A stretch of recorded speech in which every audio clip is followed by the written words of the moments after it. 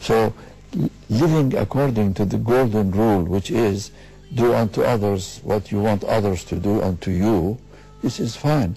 But when it comes to reality, because each one of us has an ego, that ego justifies and rationalizes things that, oh, I am doing this after all because I have eventually a good intention.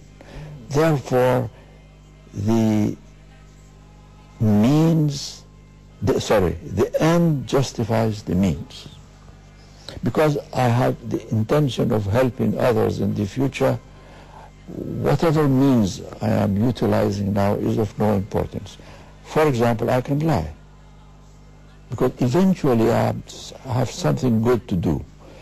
I will lie, I will trample upon the rights of others, because eventually I'm going to support human rights in the world. But this is just a temporary thing. This is really what the ego is doing. It's rationalizing. It's telling me that it's all right to do it, go ahead. Now, Baha'u'llah in his teachings clearly points out that something has to be done to stop this erosion. And he makes it very clear, the only force that can control and govern this ego is the love of God. A love of God which implies that God is not only a merciful and loving God, but he is also a just God. It is not a cruel God. There is a difference between God being just and God being cruel. Baha'u'llah does not say that God is cruel. But what essentially he's saying is that a God who is only loving is not a perfect God. And a God who is only just is not a perfect God. A God is perfect who is both merciful and just at the same time. And when he speaks about just, it's not punishment in the sense of fire. No, it is that to the person who has lived a good life, he gives a reward. To the person who has not lived a good life, according to the high ethical and moral principles, he deprives that person or that soul from this reward.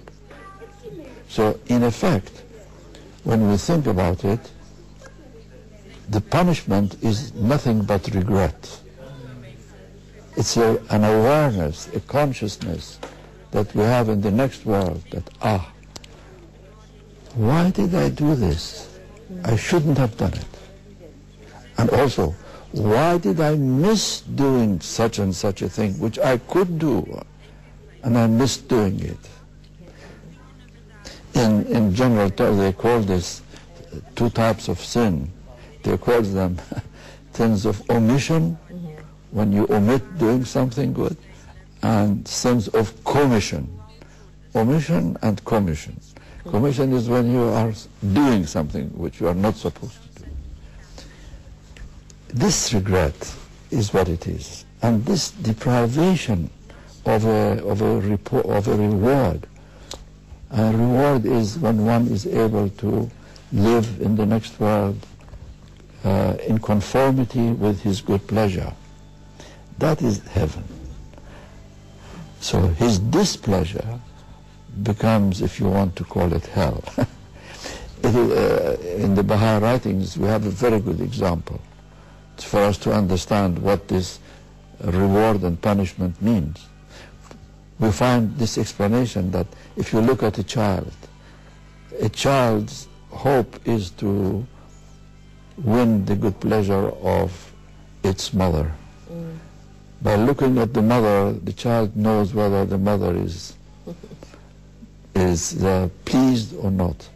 If the mother does not show good pleasure in her eyes, the child knows that is her punishment. That is its punishment.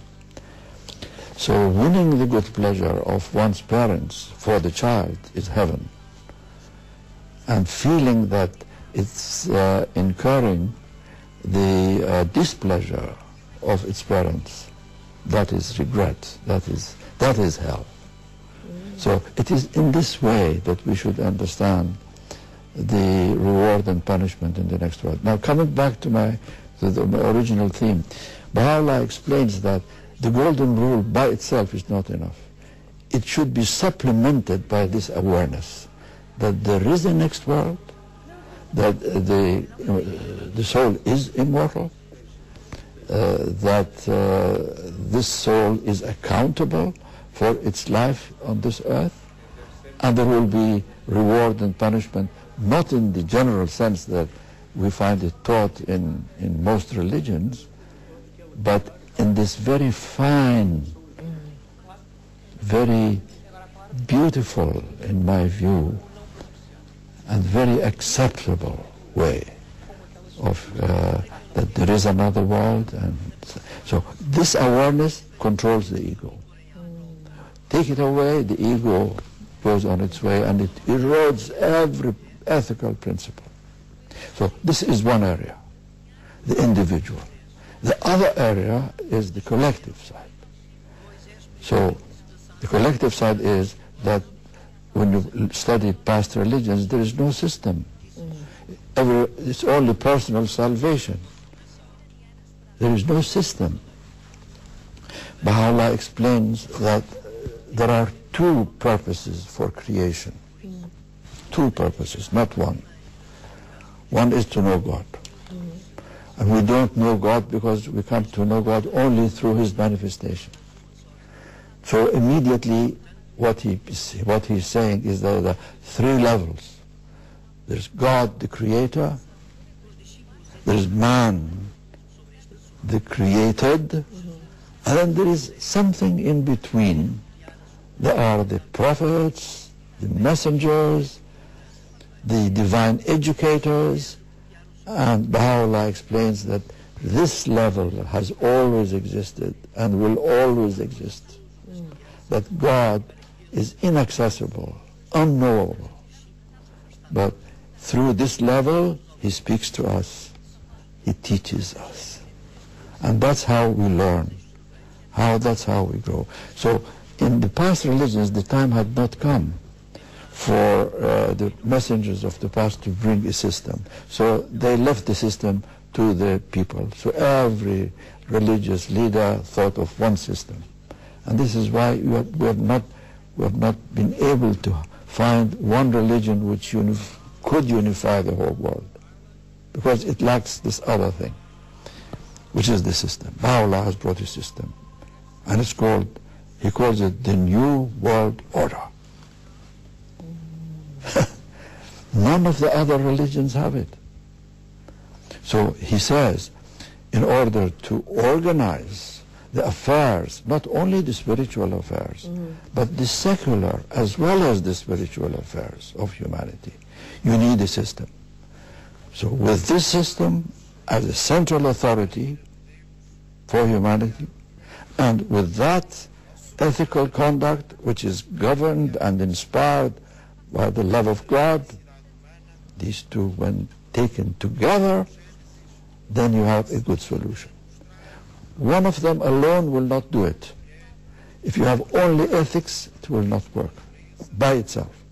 If you only have system, it's not going to work. You have to have the two together.